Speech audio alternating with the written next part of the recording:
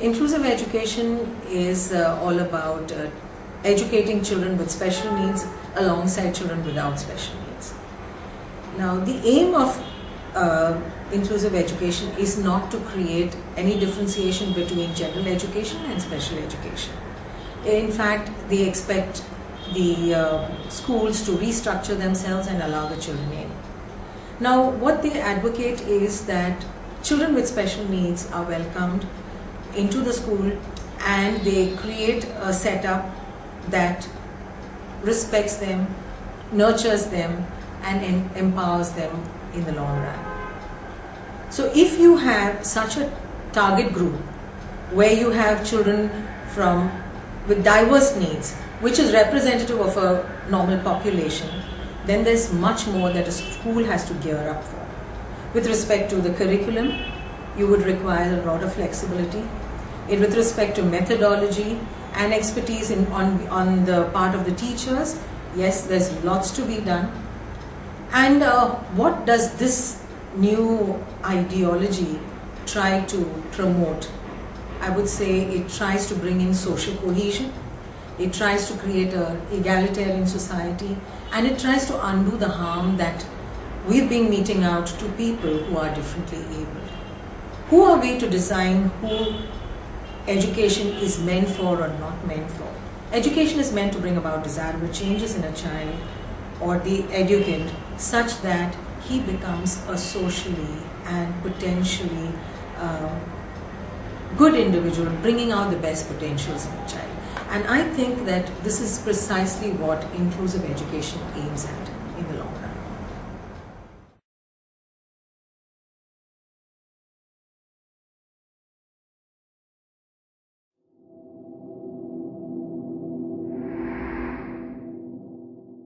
The Kent School District is successfully preparing all students for their futures, and one of the ways in which this happens is by providing inclusive educational experiences to all students. Students who require special education services work together in the classroom with all students, helping each other as a team. Inclusive educational practices also encourage collaboration between teachers, instructional planning, student data analysis, and often teaching occur in one classroom where general education and special education teachers support the learning needs of all students. Inclusive education has proven to be a positive model for students and teachers alike. The idea of the inclusive education model is to have the students in the classroom as much as possible to kind of do away with that whole thought process that they have to be pulled out and they have to see a separate curriculum. Inclusive education is rooted in the opportunity for students with special education to have the same experience as their typically developing peers. Inclusive education is allowing all students to learn. In the past, we have lowered our expectations for students with special needs because we've been focusing in on their deficits, and I think that we need to move forward with focusing on their strengths. If we're looking at transitioning kids out of special education, we need to give them access to the general education curriculum. So as we exit kids from special education, it gives them this opportunity to be exposed to the types of expectations they would be exposed to on a regular basis without being separate from their general education peers. All students must be included as integral members of the school community. All are included with their general education peers to the greatest extent possible. While full inclusion may not meet all individual needs, educators work together to provide all inclusive services in general education when appropriate, determining what supports may be needed to accomplish this. For some students, learning needs are best met in smaller settings with more adult assistance. Teachers need to carefully plan and collaborate so that students do not miss key experiences in inclusive settings. The academic performance of special education students in the general ed can be greatly enhanced. To the outside world. He spent his entire day with 5 other kids who couldn't talk. He was in speech therapy with kids who couldn't talk, and he wasn't talking. He's much more independent, and that's what we want for all our children, to be independent. My sister, who's 36 years old right now, was born with Down syndrome. We're all going to live in a society where not everyone is the same. My mom truly believed in inclusive education and kept her in with her peers. She graduated with all the ribbons on her gown, She has now held the job for 16 years. Well, inclusive education is educating children with disabilities in a general education classroom rather than a separate special education classroom, and providing support so that they can be successful there. I think that there's a perception that if your child is in a self-contained classroom with other children with disabilities, it's a safe place. I thought, why wouldn't I want him at a school for children with Down syndrome? Why wouldn't I want that? And then I thought, well, that would be going back in time, wouldn't it? Because when I was in school, the children with different, learning needs were in the end of the hallway.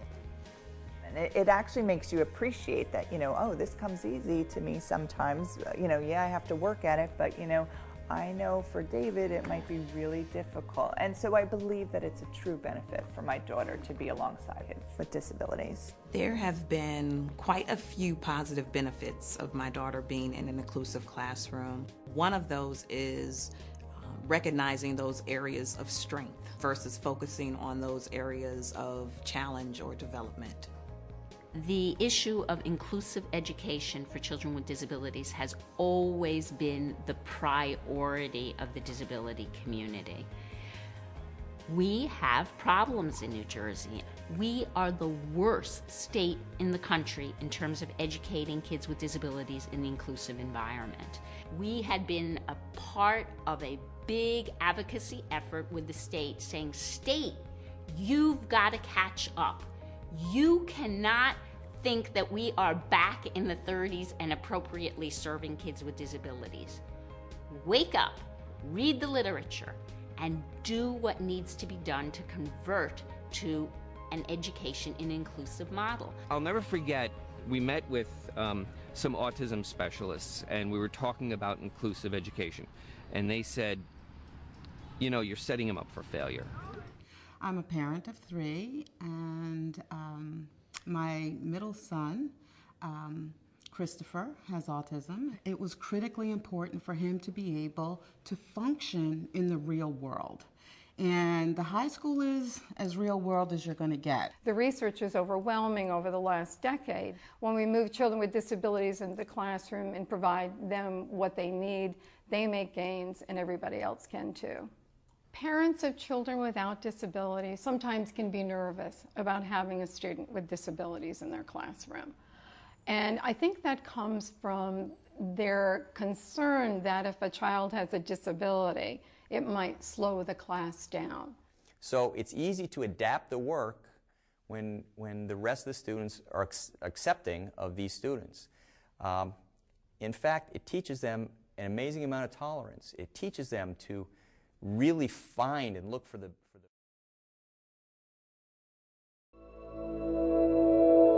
You're watching UNICEF Television. Children with disabilities are among the most vulnerable and excluded in the world. Their rights are often violated. Hidden at home or placed in special institutions, a child with disabilities often misses out on education. They grow up apart from their families.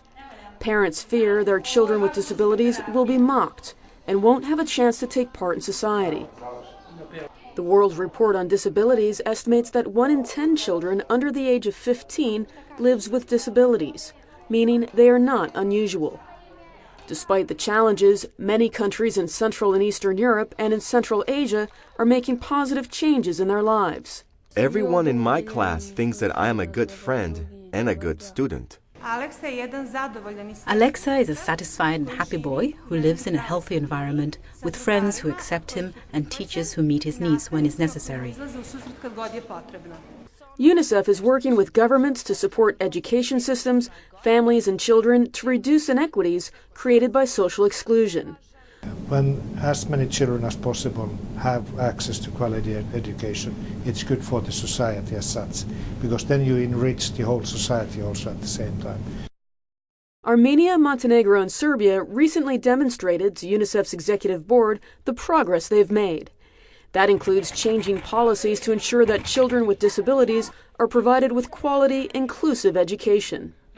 That means giving each and every child an opportunity to learn at their local school, with enough support to reach their full potential. With the adoption of the law, we have made it possible for every child to be enrolled in school.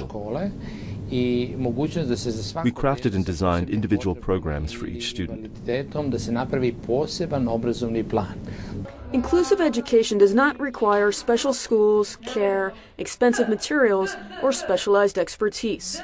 It simply means all students, including children with disabilities, should have the opportunity to receive individualized services and approaches to learning.